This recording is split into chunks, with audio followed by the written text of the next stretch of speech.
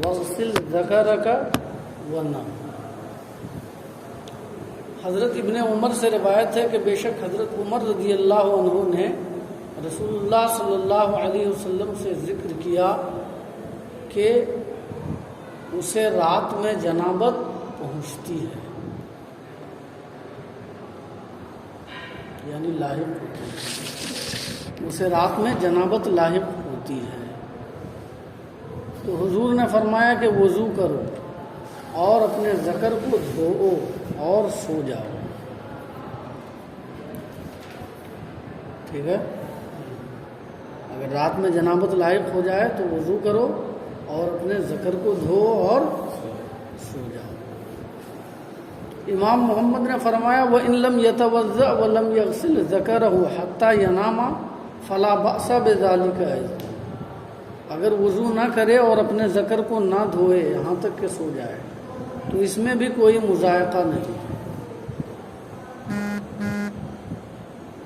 اس میں بھی کوئی مذائقہ نہیں ہے۔ یعنی یہاں پر وجوب کی نفی مقصود ہے کہ وضو کرنا اور ذکر کو دھونا جنابت لاحق ہونے کے بعد یہ واجب نہیں ہے، یہ واجب نہیں ہے، سمجھ میں آیا نا۔ چنانچہ اگر ذکر کو نہیں دھویا اور وضو نہیں کیا اور سو گیا فلا بأس بذلک ایضا، تو وہ ہے نا تارک واجب نہیں ہوا، گنہگار نہیں ہوا۔ دیکھو اہل ظاہر اصحاب ظواہر یہ کہتے ہیں کہ جنابت رات میں لاحق ہو تو اس کے بعد وضو کرنا اور ذکر کو دھونا واجب ہے، سمجھ میں آ رہا؟ کون کہتے ہیں؟ اہل ظاہر۔ امام شافعی کی جانب بھی یہ بات منسوب کی گئی ہے، وجوب کی بات، لیکن کہا گیا ہے کہ یہ انتساب صحیح نہیں ہے، اور ان کے قول کا معنی یہ ہے، اگر انتساب صحیح ہو تو ان کے قول کا معنی یہ ہے کہ یہ وجوب سنت ہے، وجوب سے وجوب سنت مراد ہے، یعنی ایسا استحباب جو مؤکد ہے، یعنی سمجھ میں آیا نا، اس کی سنیت اور استحباب مؤکد ہے۔ کیا ہے؟ اس کی سنیت اور استحباب مؤکد ہے، سمجھ میں آیا نا۔ اور اسی کے قائل امام محمد اور امام اعظم بھی ہیں کہ واجب نہیں ہے بلکہ سنت ہے، سمجھ میں آیا نا۔ لیکن امام ابو یوسف کا قول یہ ہے کہ یہ مستحب بھی نہیں ہے، ایسا مستحب بھی نہیں ہے۔ ان کی دلیل ایک دوسری حدیث ہے جو آگے آ رہی ہے۔ قال محمد اخبرنا ابو حنیفۃ عن ابی اسحاق السبیعی عن الاسود بن یزید عن عائشہ رضی اللہ عنہا قالت کان رسول اللہ صلی اللہ علیہ وسلم یصیب من اہلہ ثم ینام ولا یمس ماء فإن استيقظ من آخر اللیل عاد واغتسل۔ امام محمد نے کہا ہمیں خبر دی ابو حنیفہ نے، وہ روایت کرتے ہیں ابو اسحاق سبیعی سے، وہ اسود بن یزید سے، وہ حضرت عائشہ رضی اللہ عنہا سے، انہوں نے فرمایا رسول اللہ صلی اللہ علیہ وسلم اپنی بیوی سے جمع کرتے تھے، پھر سو جاتے تھے اور پانی نہیں چھوتے تھے، پھر اگر رات کے آخری حصے میں بیدار ہوتے تو دوبارہ وطی کرتے اور غسل کرتے۔ تو حدیث میں کیا آیا؟ حضرت عائشہ کیا کہتی ہیں؟ رسول اللہ صلی اللہ علیہ وسلم جمع کے بعد سو جاتے اور پانی نہیں چھوتے۔ تو اس سے یہ بات معلوم ہو رہی ہے کہ یہ واجب نہیں ہے، یہ فعل واجب نہیں ہے، جیسا کہ اہل ظاہر کہتے ہیں،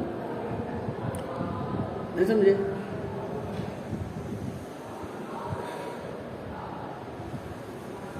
اس حدیث سے امام ابو یوسف دلیل لیتے ہیں اور کہتے ہیں کہ مستحب بھی نہیں ہے، اس لیے کہ مستحب ہوتا تو حضور مستحب کو کیوں چھوڑ دیتے؟ حضور مستحب کو کیوں چھوڑ دیتے؟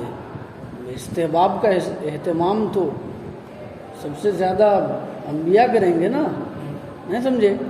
عامہ مومنین چھوڑ دیتے ہیں، اولیاء تو چھوٹے چھوٹے آداب کو بھی بجا لاتے ہیں، نہیں سمجھے؟ تو جو انبیاء ہیں ان کا مقام تو بہت بلند ہے، وہ کسی استحباب کے تارک کیوں ہوں گے، نہیں سمجھے؟ تو حدیث میں آیا کہ حضور سو جاتے تھے جمع کرنے کے بعد اور پانی نہیں چھوتے تھے، اس کا مطلب یہ ہوا کہ جمع کرنے کے بعد ذکر کو دھونا اور وضو کر کے سونا یہ واجب نہیں ہے بلکہ مستحب بھی نہیں ہے۔ اس حدیث سے امام ابو یوسف اپنے موقف پر دلیل لاتے ہیں۔ برات جانا ہے۔ ارے تمہارے پاس تو 100 باتیں ہیں، ایک کام دیے ہیں وہ نہیں کر کے پورا کر سکے ہو، سمجھ گئے بات؟ امام ابو یوسف اس سے دلیل لاتے ہیں۔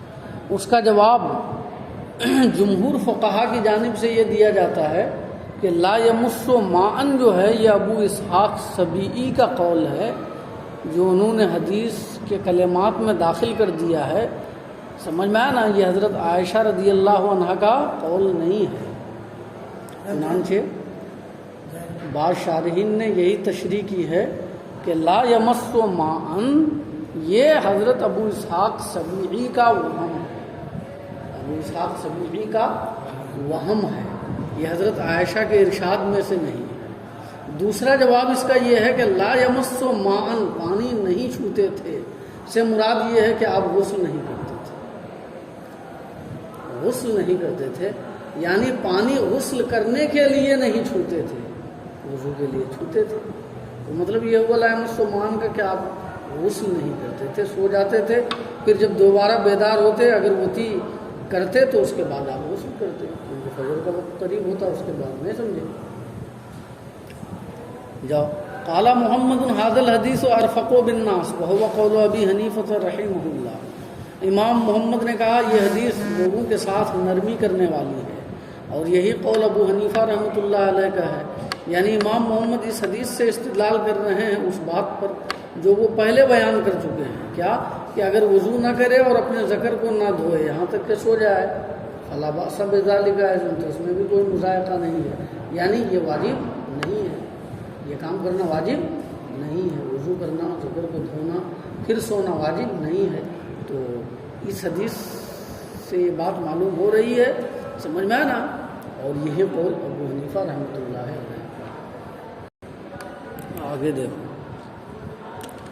باب الاغتسال یوم الجمعہ، جمعہ میم کے ضمہ کے ساتھ اور اس کے سکون کے ساتھ بھی ہے، جمعہ دونوں لغت ہے اس میں، جمعہ کے دن غسل کرنے کا بیان۔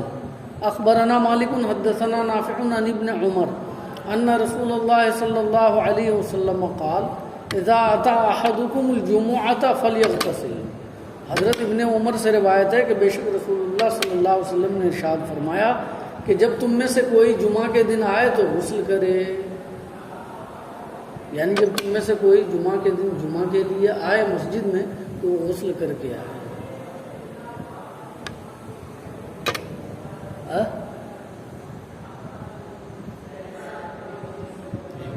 جب تم میں سے کوئی جمعہ میں آئے فلیغتسل تو وہ غسل کرے،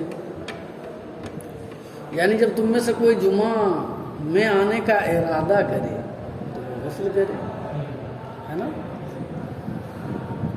غسل کرنا سنت ہے۔ بعض لوگ کہتے ہیں غسل کرنا واجب ہے، ان کی دلیل فلیغتسل ہے، امر کا صیغہ کہ امر وجوب کے لیے آتا ہے۔ تو ہمارے نزدیک یہاں پر امر استحباب کے لیے ہے اور غسل کرنا مسنون ہے، نہیں سمجھے؟ غسل کرنا کیا ہے؟ مسنون ہے، سنت ہے، واجب نہیں ہے، امر وجوب کے لیے یہاں پر نہیں ہے، سمجھ میں نا؟ ہر جگہ امر وجوب کے لیے نہیں آتا ہے، وہ امر جو قرینے سے خالی ہو، مطلق امر وجوب کے لیے آتا ہے، جب تک کہ اس کے خلاف پر کوئی دلیل نہ ہو۔ اگر اس کے خلاف پر کوئی دلیل یا قرینہ موجود ہے تو پھر اسی معنی پر معمول ہوگا جس معنی پر قرینہ ہے۔ تو سمجھ میں نا؟ دوسری احادیث سے یہ معلوم ہوتا ہے کہ امر یہاں پر وجوب کے لیے نہیں ہے۔ تو ہمارے نزدیک فقہاء نے صراحت کر دیا، مسئلہ تمہیں معلوم ہے نا کہ جمعہ کے دن غسل کرنا مسنون ہے۔ اخبرنا مالک حدثنا صفوان بن سلیم عن عطاء بن یسار عن ابی سعید الخدری ان رسول اللہ صلی اللہ علیہ وسلم قال غسل یوم الجمعۃ واجب علی کل محتلم۔ حضرت ابو سعید خدری سے روایت ہے کہ بے شک رسول اللہ صلی اللہ علیہ وسلم نے ارشاد فرمایا جمعہ کے دن کا غسل ہر بالغ پر واجب ہے۔ دیکھو یہاں واجبن کا لفظ ہے، واجب ہے ہر بالغ پر۔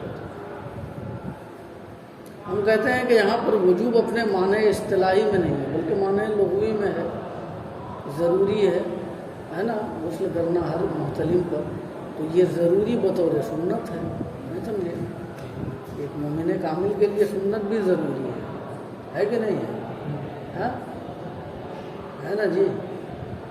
ایسا تو نہیں ہے کہ تم صرف 4 رکعت نماز پڑھتے ہو ظہر میں، حالانکہ فرض تو 4 ہی رکعت ہے، پوری دنیا جو ہے 12 رکعت پڑھتی ہے نا، تو کیوں؟ ہمارے مومن کامل جو ہوتا ہے وہ سنت کو بھی غیر ضروری تھوڑے سمجھتا ہے، اس کو بھی ضروری سمجھتا ہے۔ تو واجب بمانا معنی لغوی ہے، سمجھے؟